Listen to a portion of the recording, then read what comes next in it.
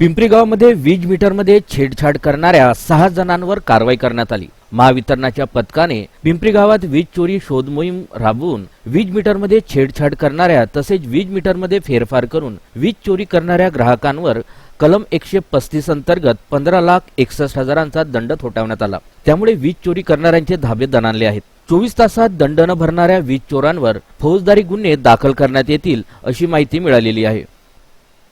स्थापत्य विभाग ग क्षेत्रीय कार्यालय पिंपरी चिंचवड महानगरपालिका थेरगाव पुणे यांना खोदाईसाठी परवानगी मिळण्याबाबत खाली दिलेल्या ठिकाणी महावितरण कंपनीने उच्चदाब वाहिनी सीडीएफ योजनेअंतर्गत ओव्हरहेड ते भूमिगत वाहिनी अंतर्गत मंजूर झाले आहे।